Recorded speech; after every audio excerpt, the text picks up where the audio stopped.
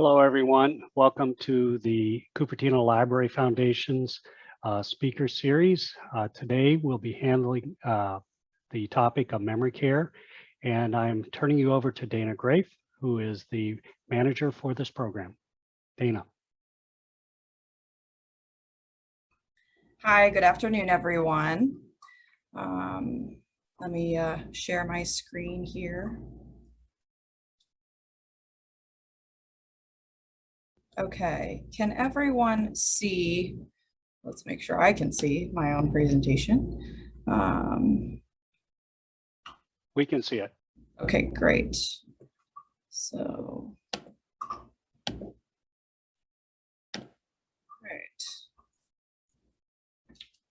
great.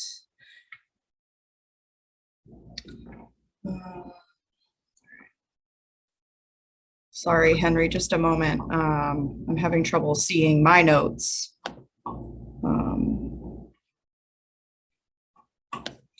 For it. Why don't we get started with the poll? Let me give the introduction here. So I'd like to welcome and thank everyone for joining us. We hope you find this speaker series beneficial for your education and planning.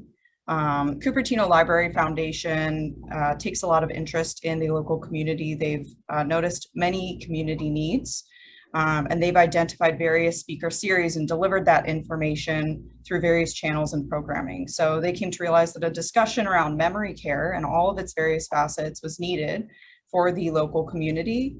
So we're excited for you to be joining us today, and we're also very excited to be bringing this series and relevant information to you.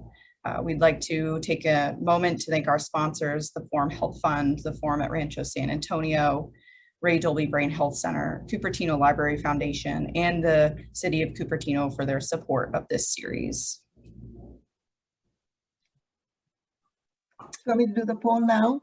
Yeah, that would be great. Okay.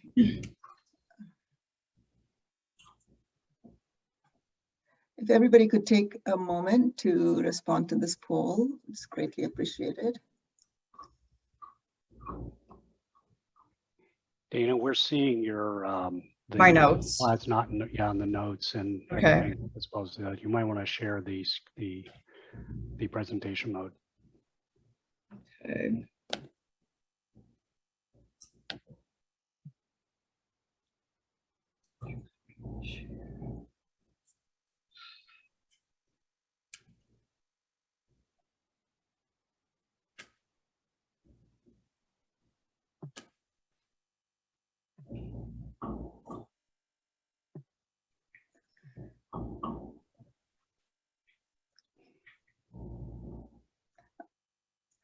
Give another 10 seconds and I'll end the poll.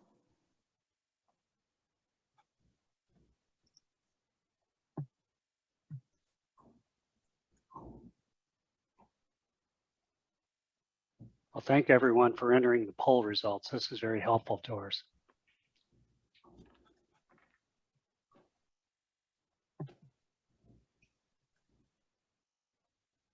Still saying the same thing, Dana.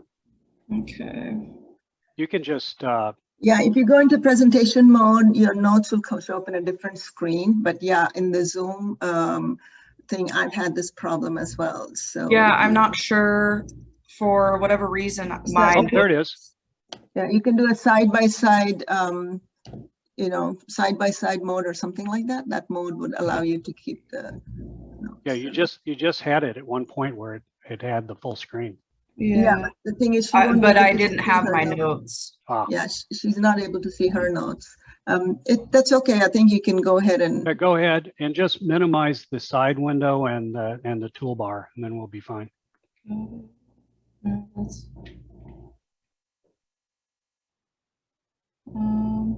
presenter view. Did the presenter view help?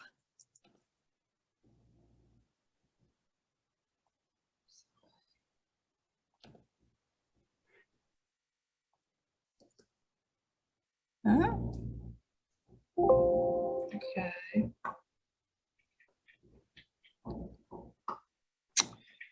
Oh, crap.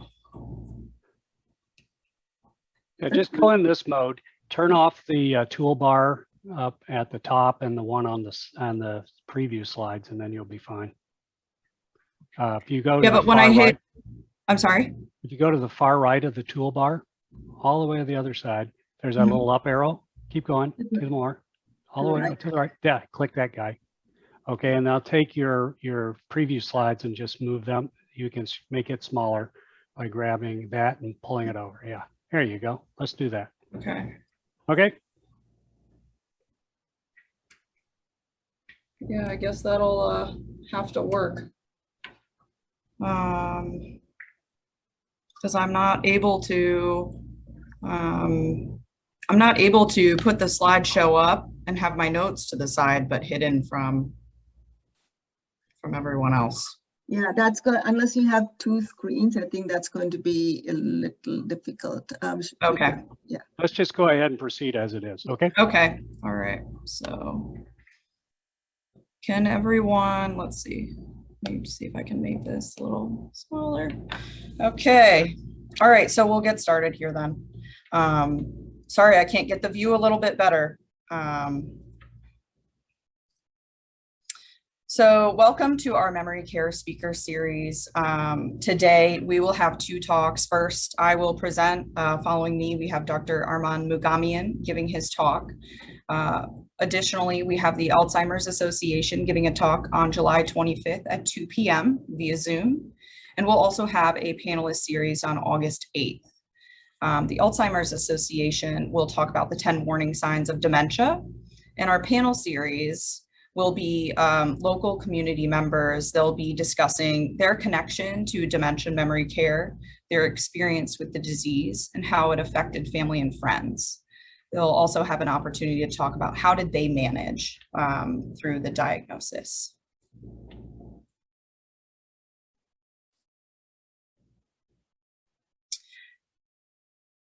We'll begin here developing the roadmap on dementia.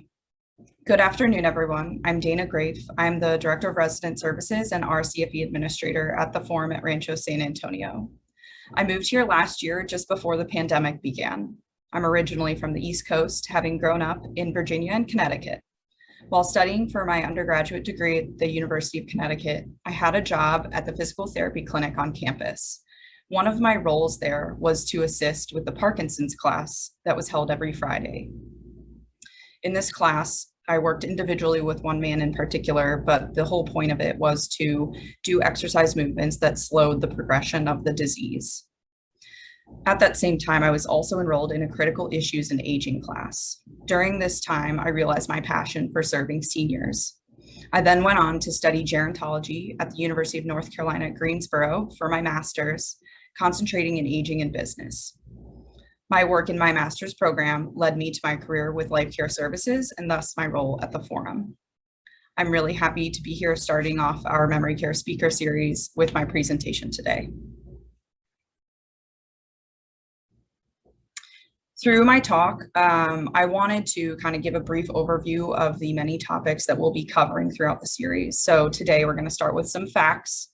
We'll discuss types of dementia, how a person might get diagnosed, different ways that the individual and their family can manage dementia through care options. We'll talk a little bit about transitions and associated costs, and briefly some local resources and where to start. Really, my purpose here today is to give a really broad overview, but some details so that people can kind of understand and have a basic understanding as we proceed through the series. By 2050, there will be 88 million Americans over age 65. And currently, we have 58 million Americans that are 65 or older here in 2021. An estimated 6.2 million Americans over 65 are living with Alzheimer's dementia this year. Alzheimer's is the most common form of dementia, and it contributes to potentially 60 to 70% of cases. By 2060 here in 50 to 60 short years, because we all know they go by very quickly, we expect to see 13.8 million people over 65 years old with Alzheimer's dementia. To give a little bit more gravity to the situation here in California, in 2020, California had the highest projected number of citizens with Alzheimer's of all states at 690,000 individuals. California is projected to have the highest number of individuals with Alzheimer's of any state at an estimated 840,000 by 2025. And a little known fact, I think that many people might not realize, dementia care is not necessarily covered by Medicare. So when we talk about dementia, it's a change in memory beyond normal. So it's caused by a damage to or loss of nerve cells and their connections in our brain. You'll see a decline of at least 2 brain functions: memory, thinking abilities, judgment, social skills or behavior. There's a loss of ability to perform everyday activities. Dementia is distinguished by the symptoms that affect intellectual and social abilities severely enough to interfere with daily function. So the area of the brain that's damaged can make a difference in how the dementia presents and the symptoms that present. And there's normal aging versus abnormal aging. So when we think of someone who's aging normally, we would think of the instance, maybe they've misplaced their keys and they can't recall where they put them. But abnormal aging is, it's more significant. Could be someone's on their way to the grocery store. They've lived in this community for 40 years and they forget how to get there. They forget close names of family and friends, old and significant memories. Whereas we talked about normal aging, people's knowledge and experience, their memories, their language, it all stays intact. We'll also go through the many types of dementia. Dementia is kind of all encompassing, and then within you'll have Alzheimer's, Lewy body, frontotemporal, vascular, and others. Alzheimer's dementia is distinguished by plaques and tangles in the brain. As I mentioned before, it's the most common cause of dementia. Plaques are clumps of a protein called beta amyloid, and tangles are fibrous and made of tau protein. The current understanding is that these clumps damage healthy neurons and fibers connecting them. So Alzheimer's might present as serious memory loss, confusion, mood or behavior changes, or unfounded suspicions of people around the individual experiencing Alzheimer's. There's also early onset, which impacts someone before they reach 65. The stage of Alzheimer's that a person has can vary.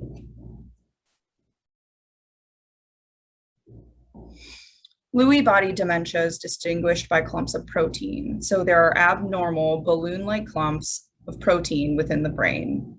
This is also similar to Alzheimer's and can be found in Parkinson's disease as well. It is one of the more common types of progressive dementia. And common signs and symptoms are maybe acting out one's dreams while sleeping, having visual hallucinations, and problems with focus and attention.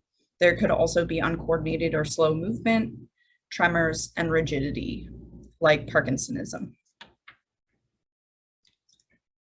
Frontotemporal dementia is a group of diseases. It's characterized by the breakdown of nerve cells and the connections in frontal and temporal lobes of the brain. So the distinguishers here are the breakdown of the nerve cells. And these regions of the brain that can be impacted are associated with personality, behavior, language, and common symptoms include changes to these aspects in a person.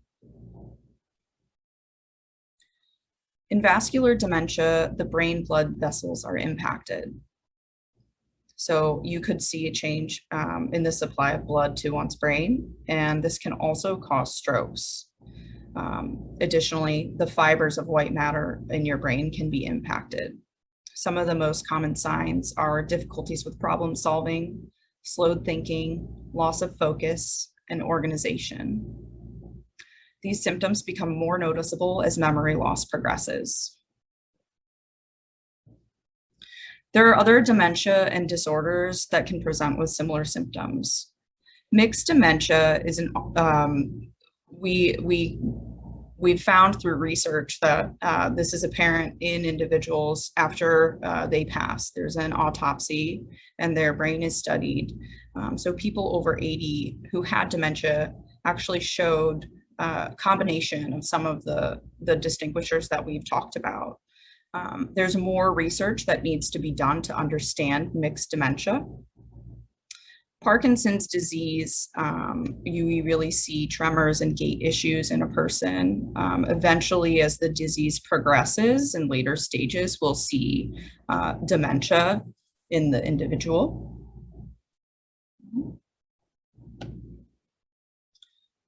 Huntington's disease is also linked to dementia. This is caused by a genetic mutation, and certain nerve cells in a person's brain and spinal cord waste away. Traumatic brain injury is caused by repetitive head trauma, and eventually dementia can present. So depending on the part of the brain that's affected, kind of as we've established, there's different dementias and signs and symptoms that can present. Oftentimes, it's not noticed until years after the trauma has occurred.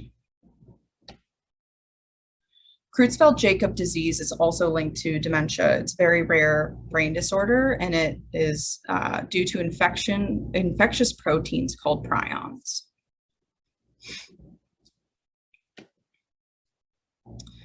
So there's quite a progression to dementia. There's stages that range from preclinical to severe. It's a continuous process, and everyone's experience may be different. So we have 5 stages that are associated with dementia.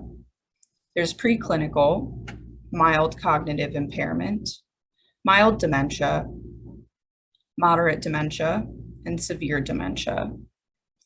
In preclinical stages, we might not notice anything different in the individual or in your loved one. The brain changes are beginning to occur. So like we've talked about the development or plaques or blood vessel damage. They can be occurring, but we may not notice any outward symptoms presenting themselves. It's not until mild dementia that it becomes noticeable to loved ones or even to a doctor. So people with dementia, they can function independently up to a certain point, to a certain progression in the disease. They can continue to stay home with the support of loved ones or a caregiver. But once the disease progresses to moderate or severe, they will need more help, and families will likely seek out more care so that they can care for their loved one. It's important to remember that while we may be able to roughly distinguish the stages of dementia, the disease is a continuous process. So like I've said, each person has a different experience with dementia depending on multiple factors, such as how quickly it might progress, which parts of the brain are impacted, what dementia they have.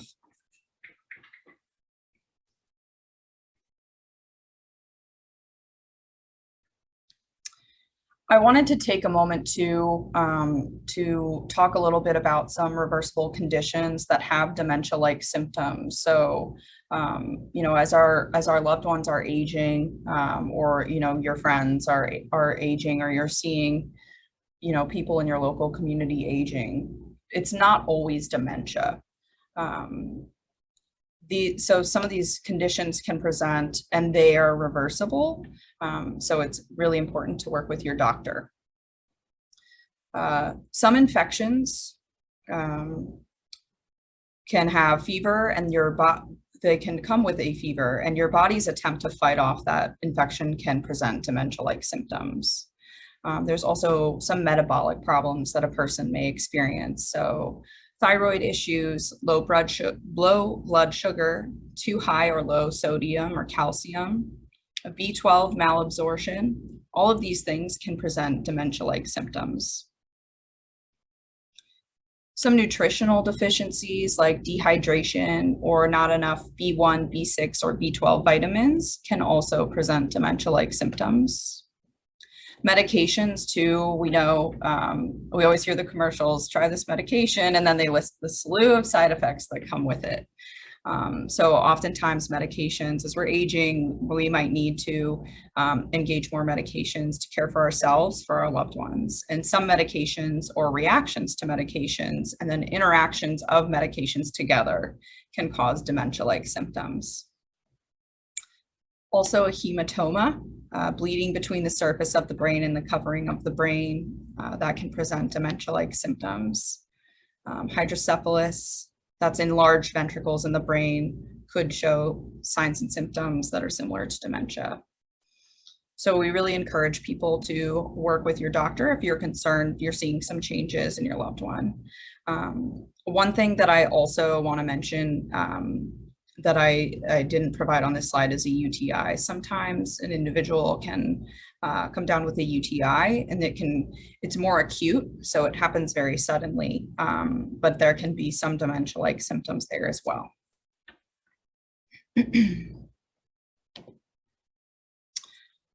So now that we've established the types of dementia and maybe some of the other things that can occur that might show dementia symptoms, how does someone get diagnosed? So typically, friends and family might notice changes. So like we've talked about the normal aging versus abnormal aging. The person forgets how to get to the grocery store and they've lived at their home for 30, 40 and more years. Those are some of the signs that we need to pay closer attention to our loved one, our friend, whatever the situation is, and really see what might be going on. A doctor assessment will be key. So you can engage your PCP or your primary care physician or a neurologist. The individual would undergo a doctor assessment. And the goal here is to recognize if there's a pattern of lost skills and function. So the doctor can engage some neuropsychological tests that test our thinking skills, like orientation, our reasoning, judgment, or attention. They can also engage a neurological evaluation, which would evaluate a person's memory, their language, problem-solving abilities, and their attention. Brain scans, such as a CT scan, an MRI, or a PET scan, can show evidence of bleeding or tumor or the proteins of Alzheimer's disease. I do want to emphasize, though, that a clear and concise diagnosis usually is not available until after death, when someone's able to actually slice into the brain and see what has occurred in the matter.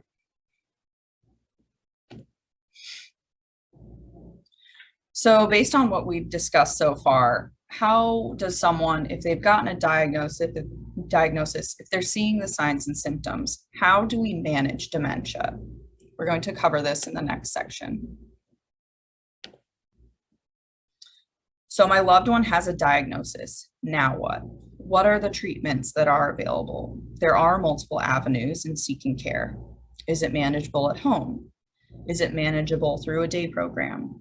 Do I need to move my loved one to a care community or facility where they're cared for around the clock? How much can I handle in caring for my loved one? And where do I draw the line? When is it too much for me? So there's help that we can engage at home. There's medical treatments that can help manage symptoms, and there are multiple other care options, which will be discussed. There are treatments available, such as medication. There are lifestyle changes that can help, and there are various therapies. So medications can be helpful with someone with dementia. There are certain medications that work to improve the levels of enzymes in your brain that are involved in memory, learning, and judgment functions. In addition to medication, there are environmental changes that a person can make. If we remove clutter, remove potentially dangerous items, such as keys if a person should no longer be driving, reduce the number of items that provide noise or limit their use. They can be helpful to both the caregiver and the individual with dementia. Exercise and activities can be helpful as well. Exercise not only works the body, but it also works the brain. And engaging activities can be really useful. Changing the way that you communicate can be helpful as well, so that your loved one can understand the conversation. And routines make a large difference too in your loved one's life. Reminiscent therapy, so this is the idea of kind of looking back on events in a person's life. Art therapy, painting, photography, things like that. Pet therapy, bringing pets into a community or having a loved one have a pet.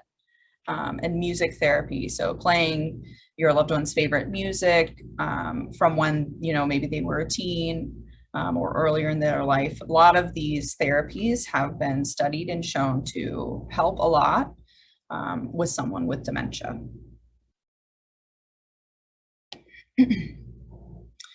So when we talk about caregiving, this can kind of look different ways. So we could have a family caring for an adult, or you could have family and friends. There's also paid companionship and care in the home.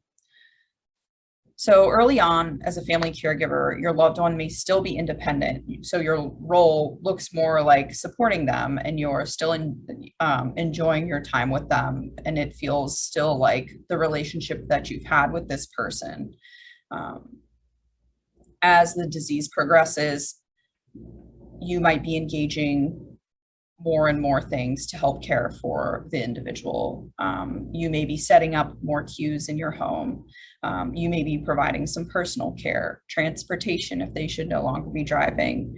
It all depends on the diagnosis and how the disease progresses in the individual. And as a new role, caregiving, that can be really difficult to adapt to.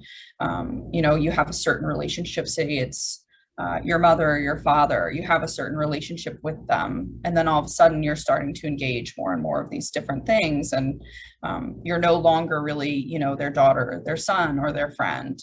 Now you're their caregiver. Finding a balance that works for you and your loved one is really key. And considering safety and stress first when planning to maximize a person's independence can really help the situation and lead to more success in a caregiving situation. So if you're unable to support your loved one in the home, there are agencies that can provide caregivers that support your loved one in the home. And so this is the paid companionship and care in the home. Maybe it starts out, you have someone coming in for, you know, 4 hours in the morning and maybe 2 hours in the evening. And then it can grow to 8 hours through the whole day until you're able to be there after work or after your evening, and maybe you stay with your loved one. There's a lot of different ways that it can be put together, paid companionship or care, so that the situation is really successful for not only the individual with dementia, but so that it fits the caregiver's schedule and the agency is able to provide the care for the family or the loved one. Adult day programs are also really beneficial and helpful for people caring for a loved one with dementia. So they're open on weekdays, they have regular business hours, they provide social and therapeutic activities.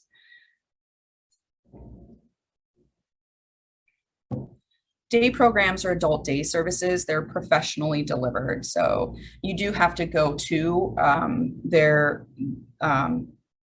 facility. They are home and community. There are some home-based, but most are community-based. Some also provide health-related services, and these really allow an individual to sustain living in their greater community. So they might engage the adult day program during the 5 business days of the week, but they're still able to age in their home and live at their home kind of in the evenings, on the weekends kind of thing.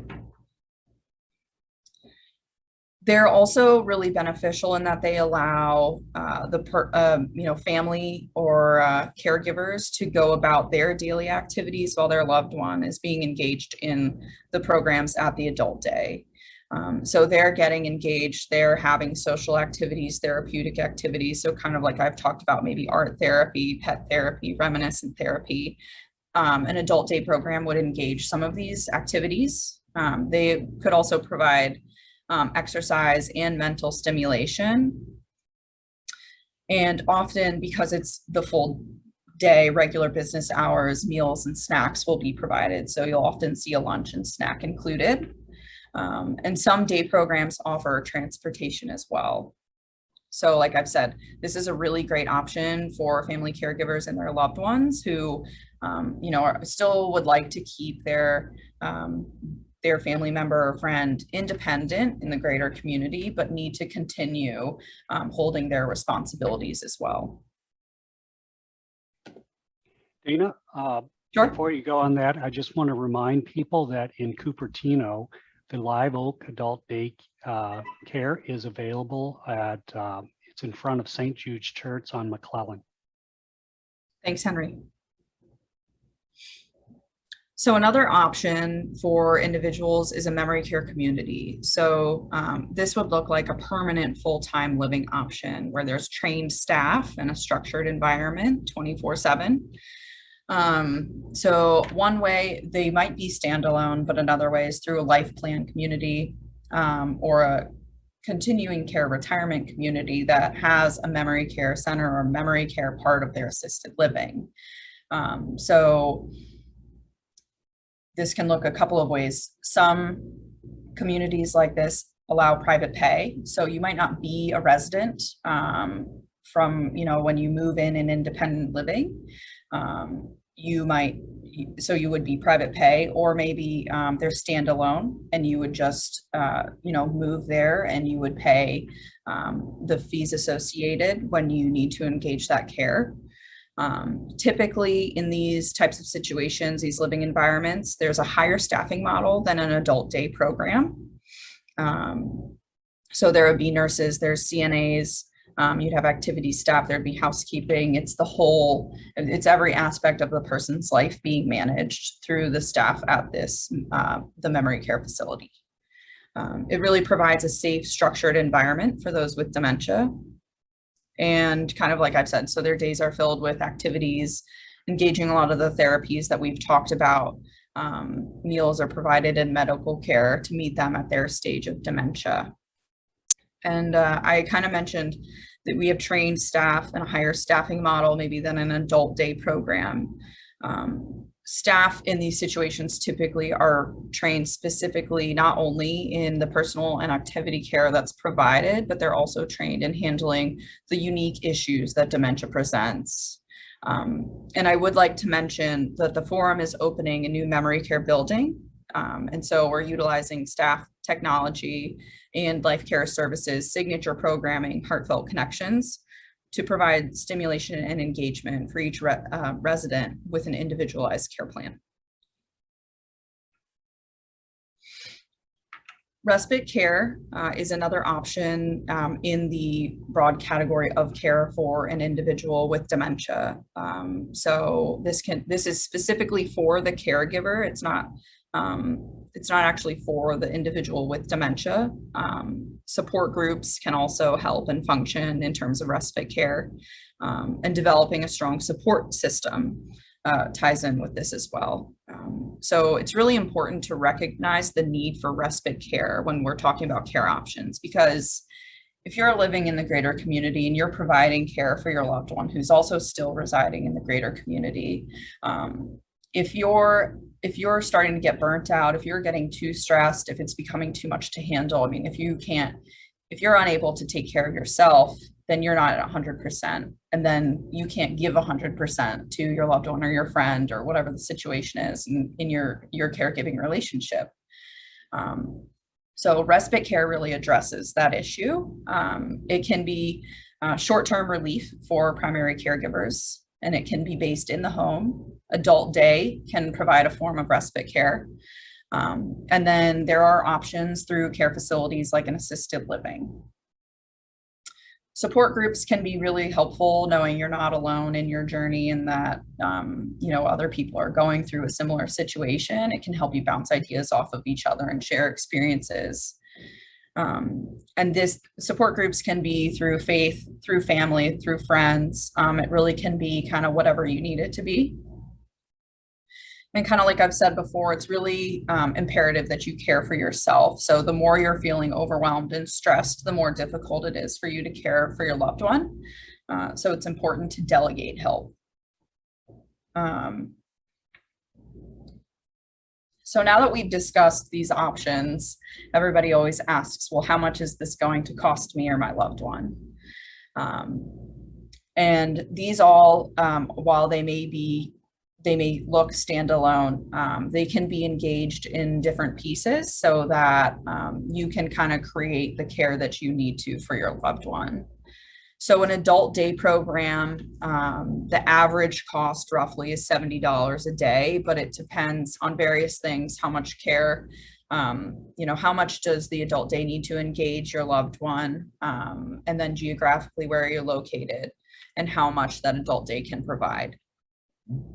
Excuse me. So it can range anywhere from $25 to over $100.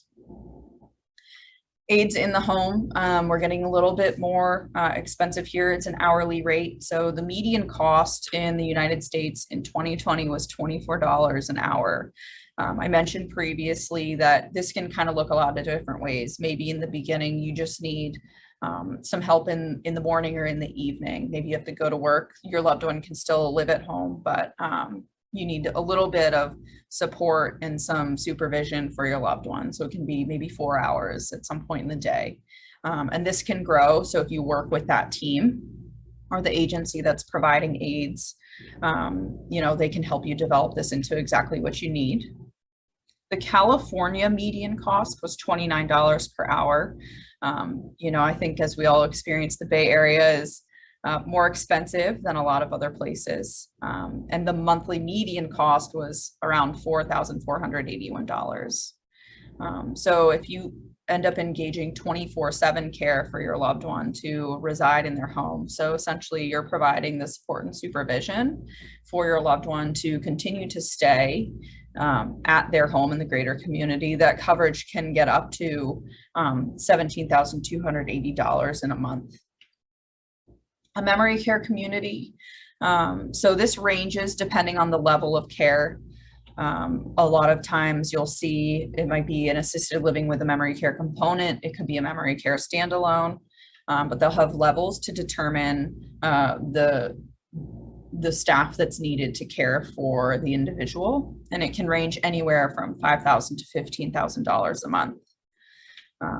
Memory cares, I've kind of mentioned before too, they can be part of a continuing care retirement community, or they can be standalone. So there could be other costs associated.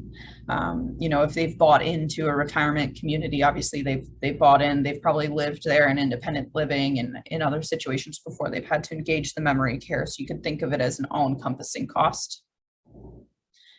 And then respite care. So I touched briefly on the various ways that one could receive respite care.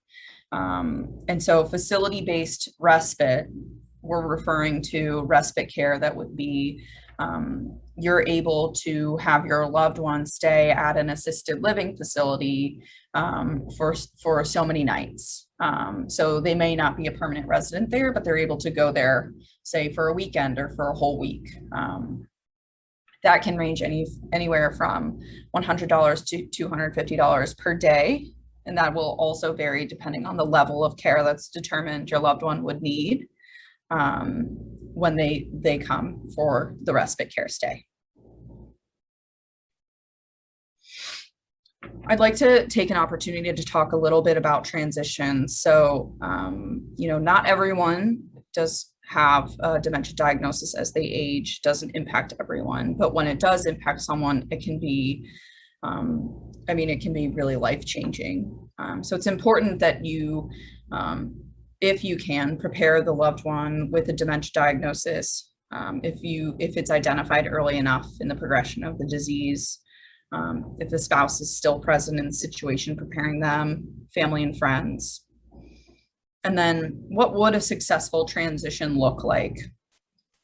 Obviously, that's very dependent upon the individual situation and the progression of the disease, what resources are available to the family. But having conversations with family and friends early on can make a really big difference. You can make a plan. What if you or your loved one develops dementia? What are their wishes?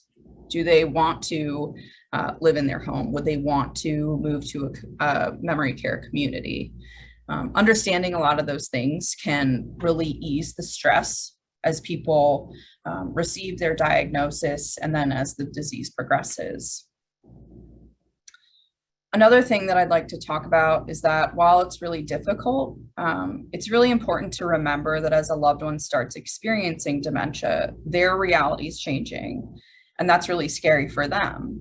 It's difficult for those around them, and it's difficult for them to help because their memory is slipping away. So not only as people around an individual is it scary for us because we're seeing it occur, this person early enough on, while they're still kind of able to see what's happening, it's really scary for them. They can identify that they're losing some of their faculties. So when we think about, handling this as we're caring and for a loved one and kind of seeing this progression, if they start repeating questions, or maybe they have alternate perceptions, they forgot how to get to their local grocery store that they've been going to for years. It's really tricky on how you engage with that person. One thing that we've learned through the Life Care Services program, and that I've kind of learned through my master's program, is to enter their reality.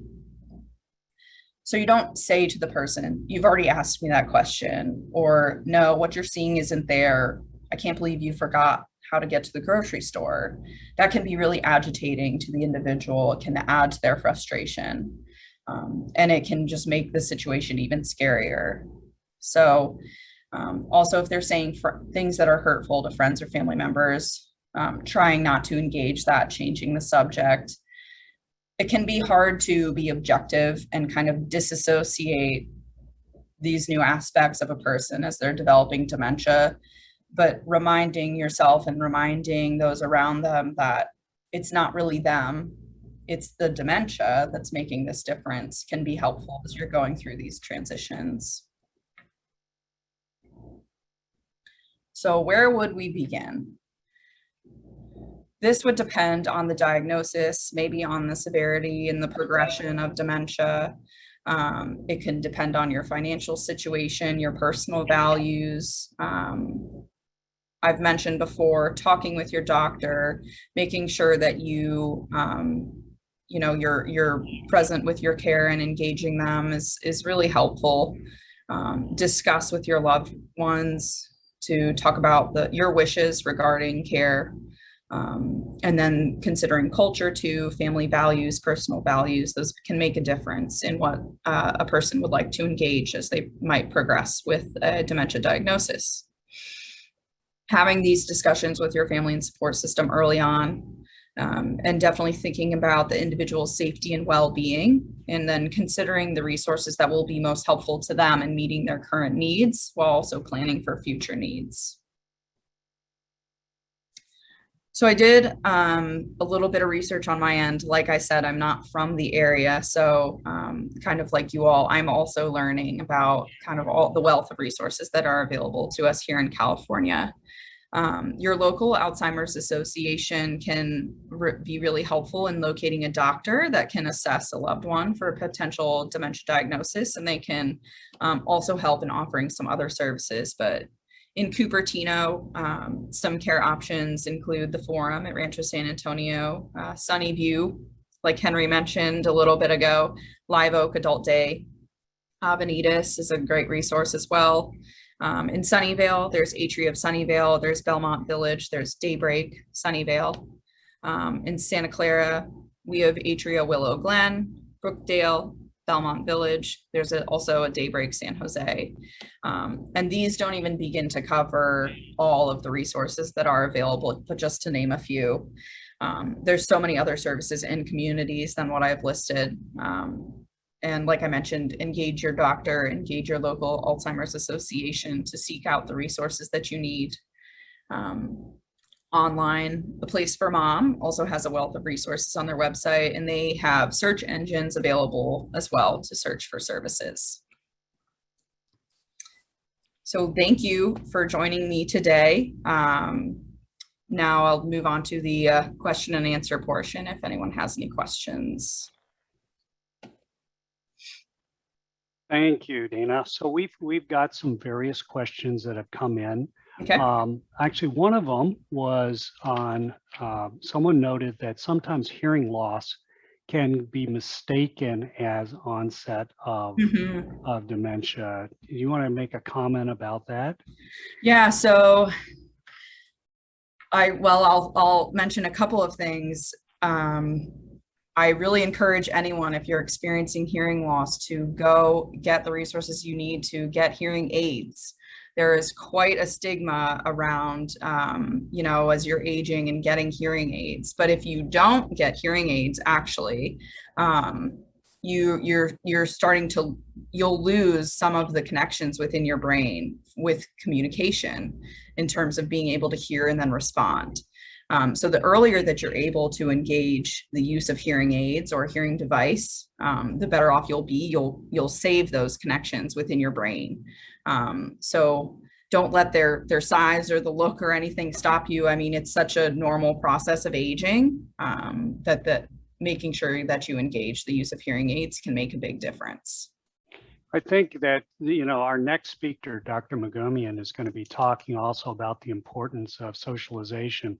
And clearly a person who's hearing impaired Yes. is suffering from being able to really participate. Yeah, there's quite a domino effect. If you're unable to hear, you're not able to communicate, engaging with others can become really unpleasant.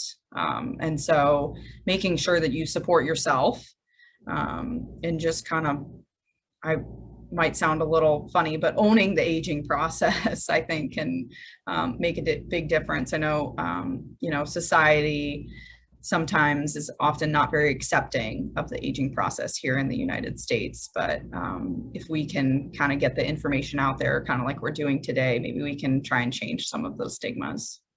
Very good. There was early on in your talk, you mentioned about medicine-induced dementia effects or dementia-like effects. The question was, what should someone do if they're worried that they may be suffering from some type of medicine-induced effect versus it being real dementia? So, well, I think there's a couple of things here. So if it's really acute, and it comes on extremely quickly, then I would suggest, and if the symptoms that present are really severe and they come on extremely quickly, that could warrant a trip to the hospital. But also, if you're able to, and you have the support, calling your doctor and saying, I'm noticing all these things and they're happening rather quickly. Sometimes, if you have a reaction to a medication, you'll know pretty instantly. But other times it might occur as more of it builds up in your system. So if you're able to then go back to your doctor and describe what you're experiencing and ask them, it could be something as simple as, I really don't like the way that I feel while I'm taking this medication, and ask them to change it. It's your health and it's your right to make those requests. It's interesting you should mention it. My mother has lupus, and she was being treated for various different things, and the medications actually were causing dementia-like effects for her. So yeah. This is also, someone asked another question about various treatment protocols like Dale Bredeson's. And I think we're going to have Dr. Mogamian address that one for the patron. That would be great. There's another thing about, what gets covered. Is there any sense about what gets covered under like Medi-Cal, Medicare, and insurance? Where do they go for information on that? I would probably look at the California government websites. Medicare.gov would be a good place to start, because they can then, from that website, then you can go onto a state level. Not all facilities provide Medi-Cal. So you'll have to do a little bit of research there, but yeah, your state government website would be helpful. And then Medicare.gov has a lot of resources available. What about, there was another part of that question also about which facilities would accept an assisted living waiver. I'm not sure what that is. Maybe you can explain that first. Yeah, that's a good question. You would see, I mean, it depends on it depends on a lot of things. I'll probably start with staffing though. If the staff aren't even trained to be able to do, so a waiver could look like a person might have a dementia diagnosis and there's a unique aspect to their progression. And so you really want them to stay in one place. But if that location doesn't have the staff training, they probably won't engage a waiver at all. It also could look like maybe you're kind of asking them to go a little bit above and beyond. And so it depends on the community or the location where you would like to engage the waiver. I would talk with the administration of that community to find out if they'd be able and willing. Sometimes the staff maybe just need to be trained. It could be a relatively simple training, but it depends kind of on multiple factors. Some places will say, yeah, that's easy. We can engage the training and be able to care for your loved one. And other places might have some hard lines on the care that they would like to provide. Mm. You know, you spoke also about the issue of when caring for a loved one becomes too much for me. And are there, how would you suggest going about, you know, validating that, or, you know, because I'm sure it changes for everybody at different Mhm. points in time. What do you suggest people do to make sure that they don't, you know, literally become part of the problem because of that? That's a very good question. I mean, you'd have to kind of assess your personal and family, like your surrounding situation. But I think we always have to think of the person first that has the dementia diagnosis. What do they need? What are the ways that we need to support them? And if, you know, it can look a lot of different ways, you know, maybe you personally need to get out of the way kind of thing. Maybe you're coming from a really good place and you really want to care for them and keep them at home, but are they safe? Or, you know, does your loved one, are they adamant that they stay at home? Or are they adamant that they go? You think maybe they could stay independent, they could not. It's really hard to be objective and, you know, kind of assess that situation. But I think if we engage, kind of like I talked about, the support groups, leaning on family and friends, you can get, you know, some of those objective views and be able to assess your situation.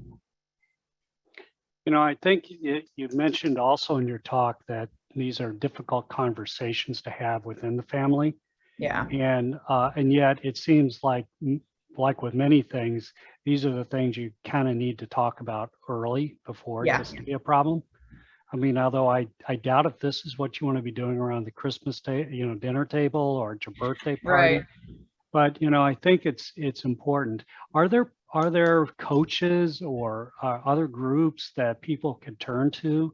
I know you mentioned turning to their doctor, but maybe this is more of something they should turn to a religious leader or. Yeah, religious leader, if you're strongly based in your faith, can be very helpful to start that conversation. There's also not necessarily like license provided by the state, but there are a lot of people throughout the country. I've lived in many states now, and I've kind of always come across someone who has developed their own business. They're known as a geriatric care manager. And they kind of function similarly to like a social worker in that you can kind of engage and pay for their services, and they can help you and your family go through that conversation and plan and find resources. A lot of these people I've found have kind of taken it upon themselves to really learn everything in the local community and then help engage those services. They have a wealth of connections. They're also really great at helping start those discussions. You know, one of the things I'd like to point out to our audience is that, you know, in this series that we're giving on August the 8th, we'll be having a panel discussion with 3 or 4 of your fellow residents who have gone through this at various stages, either for a parent or a spouse, or and some will have passed already, so that they will be able to kind of share their learnings and their journey with you. And also in September, we haven't scheduled the date yet, but we're going to have another discussion on the finances, and we're going to bring in some financial advisors, and they've had to deal with it. And it's not only for memory care, but for senior housing and such, because these are all very expensive things, as you put out. Well, you know, we have just a minute, and so Dana, I'd like to ask if you'd like to put a final word in. Just Thank you for bearing with me while I tried to set up my presentation. I'm sorry that I couldn't quite get it, so that you didn't have to read exactly what I was saying, but also thank you for, being here, being a part of the series and hearing what we have to say. I think it's really wonderful to see that people in the greater community want to come out and learn about this and be more aware of dementia and kind of all of the things related to dementia. So thank you for listening to my talk. Thank you for joining us today. And thank you to our sponsors and everyone supporting the Cupertino Library Foundation and its sponsors.